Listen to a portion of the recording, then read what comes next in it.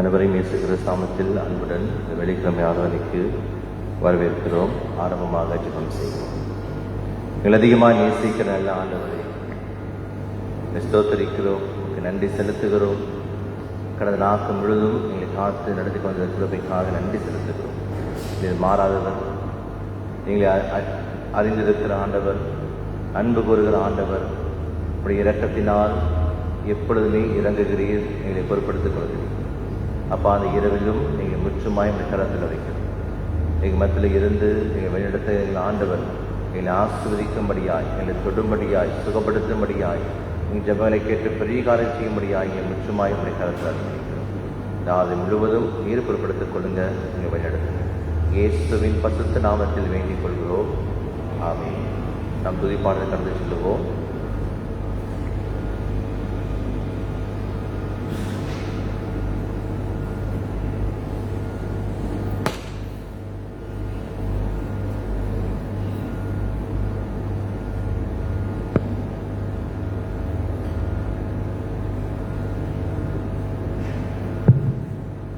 ஹல்லேலூயா, ஹல்லேலூயா. என்னை பலப்படுத்துகிற கிறிஸ்துவினால் எல்லாவற்றையும் செய்ய எனக்கு பலன் உண்டு. ஆமென். ஜெபமாக ஆண்டவரே, இந்த மாலை வேலைக்காக அப்படி நன்றி ராஜா. இருக்கிறோம் ராஜா. 2 வாரமாக ஆண்டவரே உண்மை எப்படி துதிப்பது என்பதை வருகிற ஆண்டவரே ராஜா, எங்கள் மனம் புதிதாக வேண்டும் ஆண்டவரே. துதிக்கிற பிள்ளையாய் மாற்றும் ஆண்டவரே ராஜா. அந்த சபையை துதிக்கிறவர்களாய் மாற்றும் ராஜா. யாரும் பக்கத்தில் உள்ளவர்களுக்கு அஞ்சாதபடி நானும் தேவனும் என்பதை அறிய வேண்டும் ஆண்டவரே. உம்மை துதிக்க வேண்டும் ஆண்டவரே. தைரியமாக துதிக்க வேண்டும். எல்லா நல்ல காரியங்களும் செய்கிற தேவன் ராஜா, எங்களை ஆசீர்வதியும் பலப்படுத்தும். ஒவ்வொரு குடும்பத்தையும் பலப்படுத்தும். சபையார் ஒவ்வொருவரையும் பலப்படுத்தும் ராஜா. எங்கள் எண்ணங்கள் எல்லாம் சுத்தமாக ஆண்டது உம்முடைய மின்னுக்கு நாங்கள் தூய மனதோடு துதிக்கக்கூடிய மனுஷனாய் மாற்றும். எங்கள் மனதை மாற்றும் ஆண்டவரே. வேதம் சொல்கிறது போல ஆண்டவரே, துதியின் மத்தியில் வாசம் செய்கிற ஆண்டவரே ராஜா, உண்மை துதிக்கிறோம் துதிக்கிறோம் துதிக்கிறோம். எப்படி தேவ தூதர்கள் உண்மை துதித்து ஒசானா ஒசானான்னு 24 மணி நேரமும் துதிக்கிறார்கள் ஆண்டவரே, எங்கள் அதே போல மாற்றும் ராஜா. இந்த மாலை ஆசீர்வதியும், வந்திருக்க ஒருவரையும் ஆசீர்வதியும் ராஜா. அவர் பாடும்போது தாழ்மையானவர் அவர்களோடு இருக்க நாங்கள் வேண்டிக் கொள்கிறோம் ராஜா. ஆமென், ஆமென்.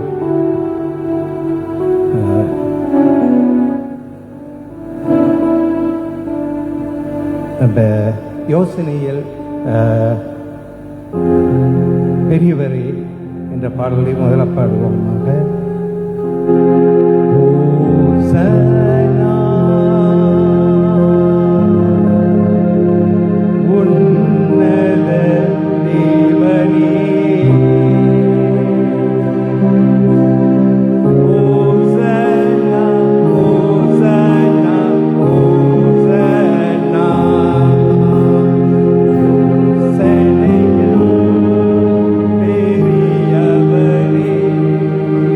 Amen.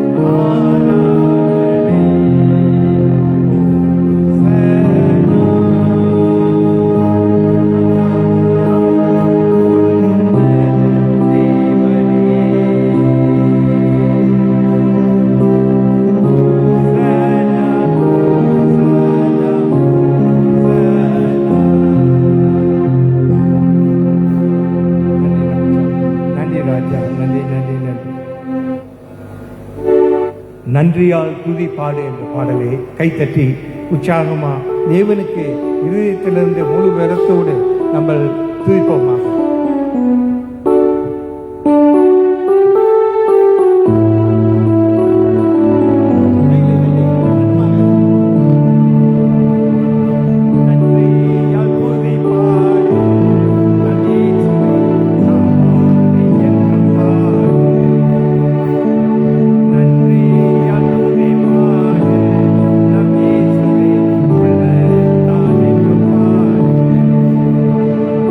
Hallelujah.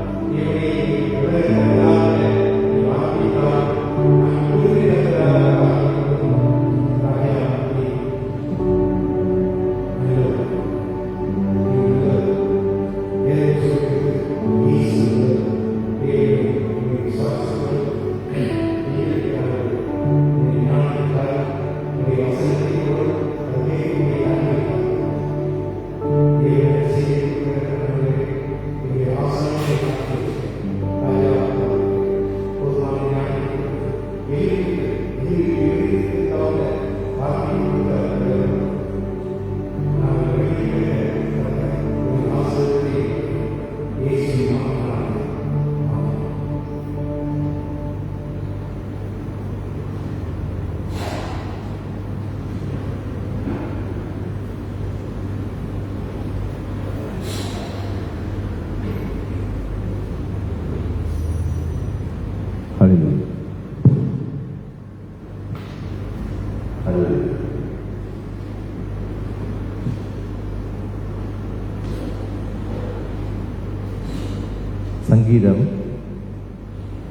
சங்கீதம் 102 எடுத்துக்கொள்ளுங்கள்.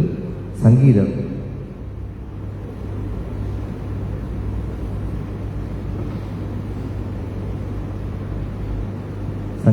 102.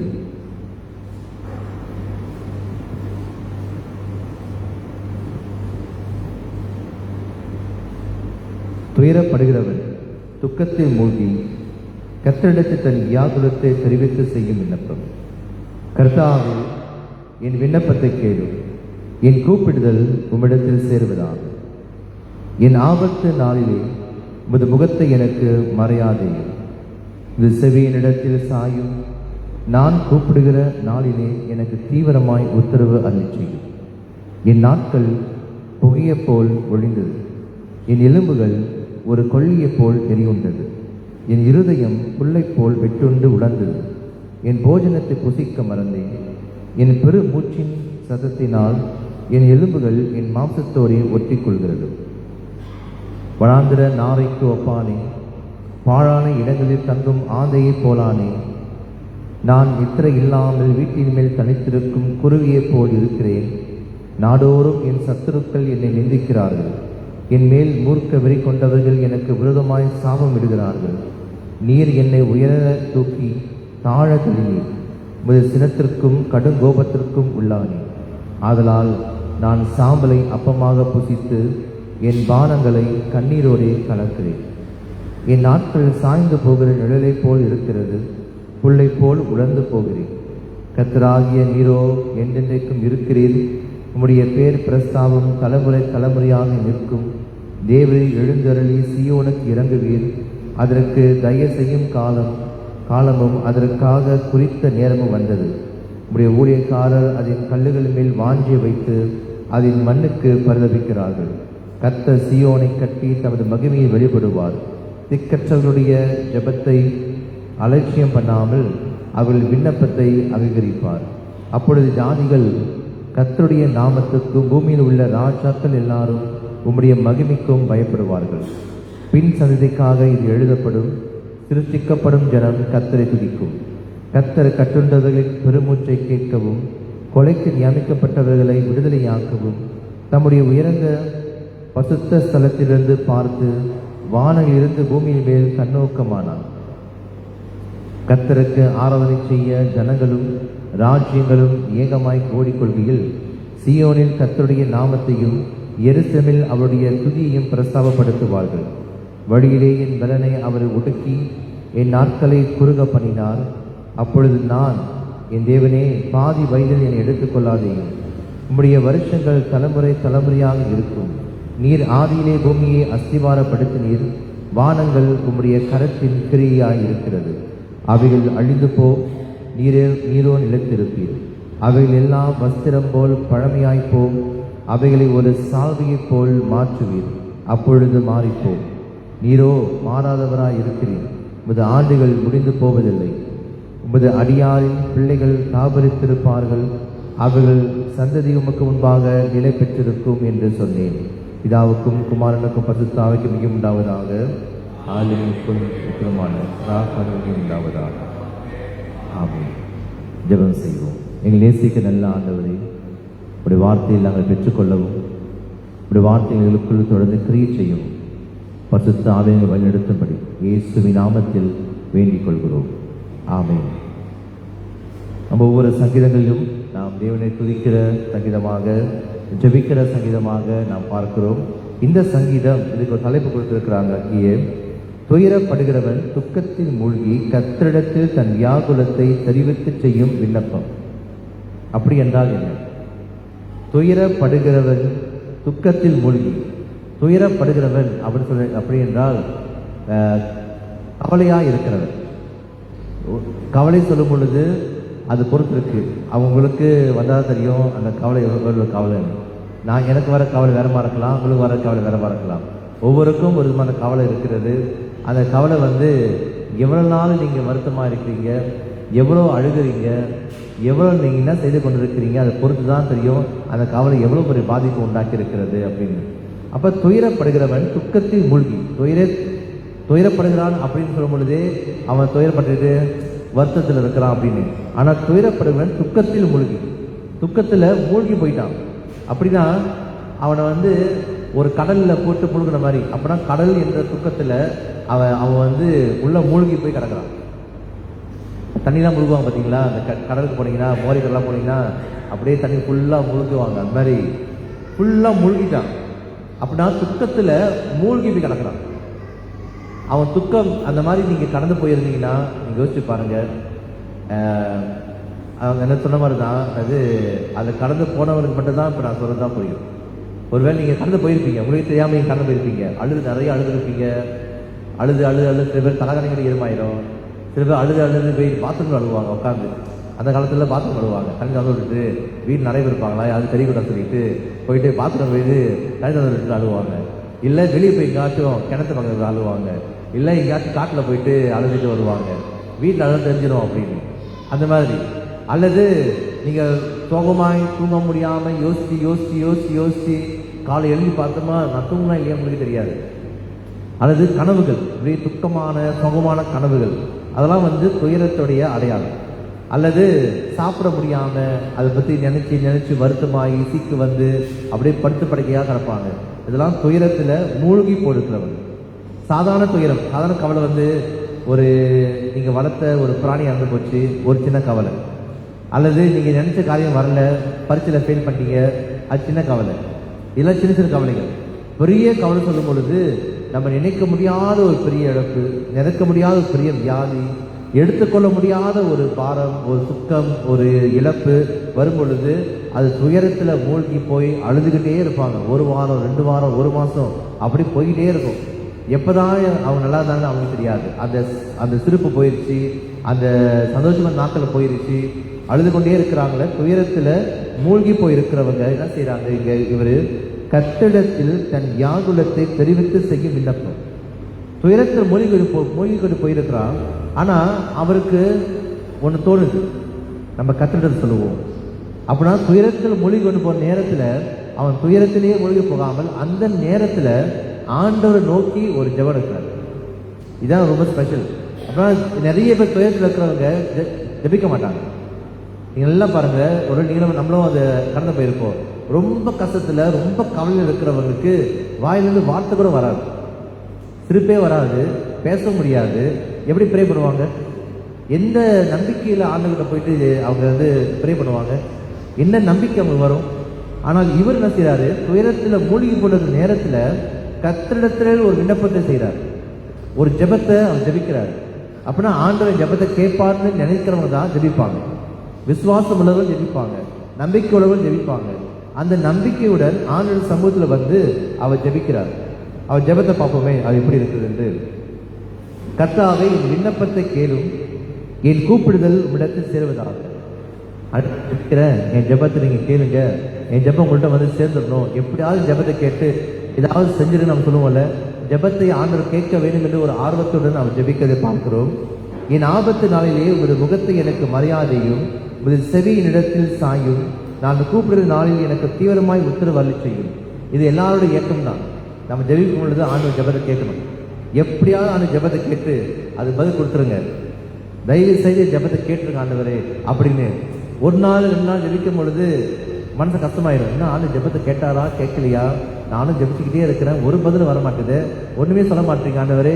அங்கே பாருங்க அவங்களாம் சிரிச்சுட்டு இருக்கிறாங்க, இங்கே பாருங்க முறைச்சிட்டு இருக்கிறாங்க அப்படின்னு சொல்லிட்டு சுற்றி பார்க்குற பொழுது இன்னும் ஜெபத்தை கேட்கலையோ, ஒருவேளை இன்னும் கூட ஜெபிக்கணுமோ, இன்னும் உபவாசத்தை கொஞ்சம் கூட போடணுமோ, இல்லை இன்னும் கொஞ்சம் 1 ஹவர் இன்னும் கூட ஜெபிக்கணுமோ, இல்லை பைபிள் படிக்கிறது தப்பாக இருக்கோ, இல்லை பாவம் வாழ்க்கை இன்னும் இருக்கோ, அதான் பலவத்தில் ஜெபம் எட்டலையோ அப்படின்னு சொல்லிட்டு இன்னமும் யோசனை வந்துடும்.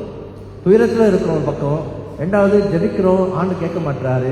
அப்போ அவர் ஒரு விசுவாசத்துடன் அவர் கேட்கிற ஆண்டு, ஆண்டவரே நான் ஜெபிக்கிற ஜெபத்தை நீங்க கேட்டுருங்க, உங்க காதுல வந்து எட்டணும், என் ஜெபத்தை நீங்க செவி கொடுங்க, நீங்க கண்டிப்பா பதில் கொடுக்கணும் அப்படின்னு சொல்லிட்டு அவர் ரொம்ப ஏக்கத்தோடு ஜெபிக்கிறவங்க தான் இந்த மாதிரி பேசுவாங்க. சும்மா ஜெபிக்கிறவங்க லெட்டர்லாம் போடுவோம்ல, போஸ்ட் பாக்ஸ்ல லெட்டர் போடுவோம், ஏதோ லெட்டர் திறந்து படிப்பாரு அப்படின்னா லெட்டர் போடுறவங்க வேற. ஆனால் வாசப்பல் நின்று கதை தடிக்கிட்டே இருந்து எப்படா திறப்பாரு கதவை அப்படின்னு நினைக்கிறது வந்து ஒரு ஏக்கத்துடன், வியாகுலத்துடன், ஒரு எதிர்பார்ப்புடன் காத்திருந்து ஜெபிக்கிறவங்க. அப்படிதான் இவர் ஜெபிக்கிறார். ஒருவேளை இது எழுதுனது ஒருவேளை யோபு மாதிரி இருந்திருந்தா நம்ம சொல்லலாம், யோபு கண்டிப்பா இவ்வளவு ஜெபிச்சிருப்பாரு ஆண்டுகிட்ட அப்படின்னு. இல்லை எழுதினவர் ஆபிரகாம் போல ஒரு கஷ்டமான சூழ்நிலையை இருந்து கடந்து போறாரு, இல்லை யாக்கோபோட ஒரு கஷ்டத்தை கடந்து போறாரு, யோசிப்பு போல ஜெயில இருக்கிறாரு, புதிய பல பவுல போல ஜெயில இருக்கிறாரு, இல்ல மோசை போல முறுமுறுக்கு ஜனங்கள் மத்தியில் இருக்கிறாரு. இப்படிப்பட்டவர்களுடைய ஜெபங்களை பார்க்கும் பொழுது கண்டிப்பா இப்படிதான் வியாகுலத்துடன், ஒரு கவலையுடன், எதிர்பார்ப்புடன் ஆண்டு சமூகத்துல உட்கார்ந்து அவர் கேட்டே ஆகணும் என் ஜெபத்தை, அவர் கேட்கலாம் போக மாட்டேன், என் ஜெபத்தை கேட்டா மட்டும் தான் நான் வெளியாகுவேன் அப்படின்னு சொல்லிட்டு காத்திருந்து உறுதியாய் ஆர்வத்துடன் அவர் ஆண்டு சமூகத்தில் இருந்து ஜெபிக்கிற ஒரு ஜெபம் இவர் எடுக்கிறதை பார்க்கிறோம். அவர் பேசுற வார்த்தை சின்ன சின்ன வார்த்தையா இருக்கு, ஆனால் கவிதை அப்படிதான் எழுதுவாங்க. கவிதை வந்து நிறைய எழுத மாட்டாங்க. உரைநடை எழுதும் பொழுது வாக்கியம் எழுதும் பொழுது நிறைய நீங்க எழுதலாம், ஃபீலிங்ஸ்லோட எழுதலாம். ஆனால் ஒரு கவிதை எழுதும் பொழுது அதை ஃபுல்லா எழுத மாட்டாங்க. ஒரு கவிதை எழுதும் பொழுது அது வந்து உள்ளுக்குள்ள நிறைய மீனிங் இருக்கும், உள்ளுக்குள்ள நிறைய அர்த்தங்கள் இருக்கும். அதை பொதுவாக தான் பேசுவாங்க. நீங்க ஷேக்ஸ்பியரா இருக்கட்டும், இல்ல கம்பனா இருக்கட்டும், இல்ல இந்த காலத்துல இருக்கட்டும், யாரா இருந்தாலும் நிறைய வர்ணனையை அவங்க உபயோகப்படுத்துவாங்க. வர்ணனை சொன்னா ஒரு கம்பாரன். இப்ப வெண்ணிலா எங்கேயோ தான், நிலா எங்கேயோ இருக்கு, ஆனா என்ன சொல்லுவாங்க, வெண்ணிலாவையும் பக்கத்து வீட்டு பார்த்த மாதிரியே அவங்க எழுதுவாங்க. நிலாவை பக்கத்துல பார்த்த மாதிரி அதை எழுதுவாங்கல்ல, நிலவுக்கு ஏன் என் மேல கோபமா இருக்கு அப்படி எழுதுவாங்க பாருங்க. நிலாவுக்கு இவங்களுக்கு ஒரு சந்தேகம் இல்லை, ஆனா எழுதும் பொழுது நிலா எவ்வளவு கோபமா இருக்கு அப்படி எழுதுவாங்க. நம்ம இப்போ நிலா எவ்வளவு கோபமா இருந்துச்சு அப்படின்னு. அதாவது வர்ணனைனா ஒரு விவரித்து அது எழுதுகிறது. அது வந்து கற்பனையிலே வர்றது. கற்பனைக்கு கரை இல்லை, கற்பனைக்கு அளவு இல்லை. எவ்வளோ வேணா நீங்க எழுதலாம், என்ன வேணா எழுதலாம். நீங்களே நிலாவுக்கு உட்காந்து பாட்டி வடை சொல்ற வடைகட்டி சாப்பிட்டு இது ஏப்ப விட்டுட்டு கீழே வந்த மாதிரி நீங்க எழுதலாம். யாரும் அது வந்து சொல்ல மாட்டாங்க. கவிதைக்கு பொய் அழகு. அப்ப அங்க போய் என்ன செய்வாங்க, இஷ்டப்போல நம்ம என்னாலும் எழுதலாம்ல. அந்த மாதிரி என்ன செய்யறாரு, தன் வாழ்க்கைய இந்த உலகத்தோடு பார்த்து இன்னும் எப்படி எழுதலாம் அப்படி யோசிக்கும் பொழுது அவருக்கு தோன்றது என்னதுன்னா, வீட்டில் உட்காந்து இருக்கிறாரு, கவலையில் இருக்கிறாரு, துக்கத்தில் இருக்கிறாரு, அப்படியே வெளியே நடக்கிறாரு, வெளியே போறாரு, அப்படியே வெளியே உட்காந்துக்கிட்டு அப்படியே வாழ்க்கையை வெறுத்து போய் உட்காந்துருப்பாங்க சில பேர். இப்பெல்லாம் ரொம்ப குறைவு பார்க்கறது. அந்த காலத்துல இருந்தால் இஸ்டேட்லாம் பார்த்தீங்கன்னா இந்த வெளியே வந்து திண்ணைன்னு இருக்கும். திண்ணை இப்பெல்லாம் திண்ணைலாம் இல்லை, இப்பெல்லாம் பெஞ்ச் போட்டு வச்சிடறாங்க. திண்ணைன்னு இருக்கும். வீட்டுக்கு முன்னுக்கு ஒரு திண்ணை இருக்கும், அழகா செவ்வறு மாதிரி ஒரு இது கட்டி வச்சிருப்பாங்க. அதில் உட்காந்துருப்போம், கீழே ஜாமான் வச்சிருப்போம், அது மேலே உட்காந்துருப்போம். உட்காந்தும் பொழுது தாத்தா பாட்டிலாம் வந்து வீட்டில் உள்ள உட்கார மாட்டாங்க. இப்போ நான் வீட்டில் வெளியே உட்காந்துருக்கோம். அந்த காலத்து வெளியே உட்காந்துக்கிட்டு அப்படியே வெப்பலை போட்டுக்கிட்டு அப்படியே இடிச்சுக்கிட்டு அப்படியே போகிறவரெல்லாம் பார்த்துக்கிட்டு வாழ்க்கையை வெறுத்து உட்காந்துருப்பாங்க. 50 வயசு தான் இருக்கும். முடி நிறச்சி போய் பல்லுலாம் வெத்தலை போட்டு அப்படியே ஒரு சோகத்தில் ஒரு கவலையில் போகிற வரவெல்லாம் வச்சு ஏசிக்கிட்டு இல்லை கட்டணத்தெல்லாம் வரும், வேறு பையன் கட்டணத்தெல்லாம் வரும். அப்போ உட்காந்துக்கிட்டு இருப்பாங்க. நான் பார்க்கும் பொழுது அவங்க அப்படியே தெரியும், ஓ வயசாச்சு பாட்டிக்கு அப்படின்னு. 50 வயசுலேயே பாட்டி. இப்பெல்லாம் வந்து 60 வயசுல கூட பாட்டி இறக்க மாட்டுறாங்க.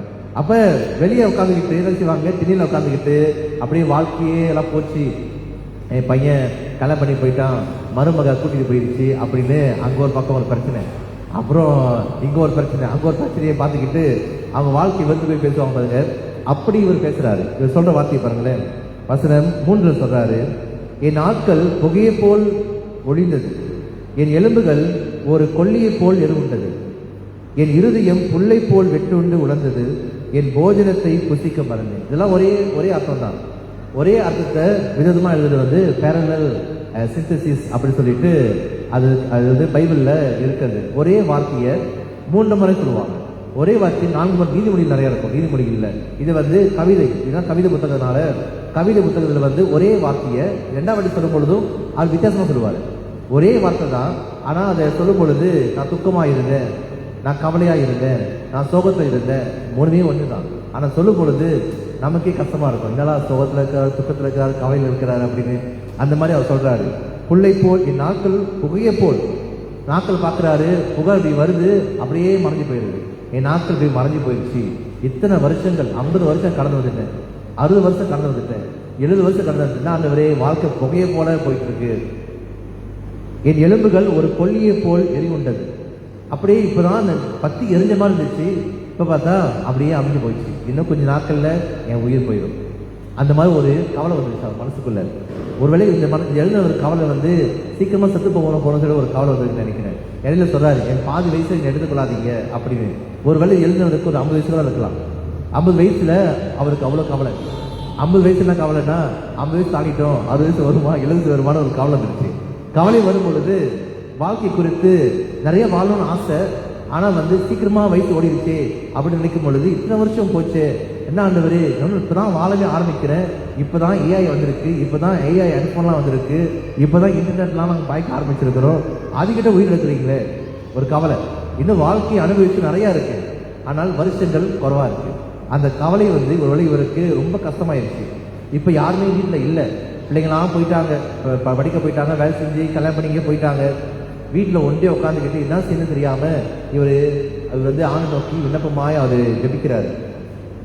புகையை போல் போயிருச்சு, எலும்பு போல் கொல்லியை போல் எரி கொண்டிருச்சு, என் இருதயம் புல்லை போல் வெட்டுண்டு உழந்தது. என் இருதயம் அப்படியே இலகி போயிடுச்சு, அப்படியே சாஞ்சி போச்சு. ஒரு புல் அப்படியே அப்படியே சாக கிடைக்கிற புல்லு மாதிரி என் இருதயம் வந்து ஒண்ணுமே இல்லை, ஒண்ணுமே யோசிக்க முடியனால அப்படி அவர் சொல்றாரு.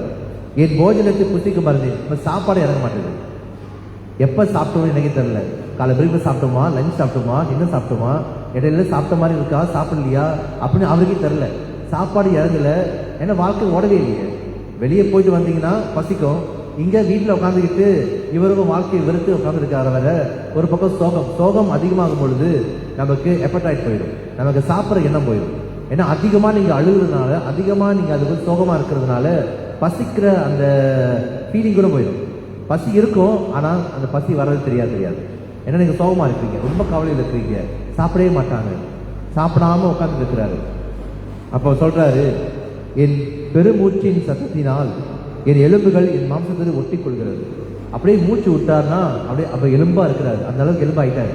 அப்படியே மூச்சு விட்டாருன்னா அந்த எலும்பு, அந்த சதப்படி எலும்பு ஒட்டிக்கிட்டு அப்படின்னு யோசிச்சு பாருங்க எப்படி இருப்பாருன்னு. இந்த மாதிரி நீங்க பார்த்துருப்பீங்க உங்க வாழ்க்கையில. அப்படியே சோகமா வெள்ளை தாடி வச்சுக்கிட்டு, அப்படியே குளிக்காத மாதிரி ஒருத்தர் எலும்பா ஒரு பனியனை போட்டுக்கிட்டு, அப்படியே ஒரு கைலி கட்டிக்கிட்டு, வீட்டு வெளியே உட்காந்துக்கிட்டு, வாழ்க்கையை நினைச்சு பார்த்துக்கிட்டு, வாழ்க்கையை வெறுத்து போயிட்டு, ஒரே இதை பத்தி யோசிக்காம ரொம்ப கவலையில் நீங்க பேசினா கூட நீங்களே சோகமாயிடுவீங்க. அப்படி ஒரு சோகத்தோட இருப்பாரு எப்பவுமே. அந்த மாதிரி ஒரு சோகத்துல இருக்கிற மனுஷன் தான் இதை அவர் சொல்றாரு. அப்ப அவர் பார்க்கிறாரு, வெளியே உட்காந்துக்கிட்டு பார்த்துட்டே இருக்கிறாரு. அங்க ஒரு நாரை வந்து கொக்கு மாதிரி இருக்கு. நாரையை பார்க்கிறாரு,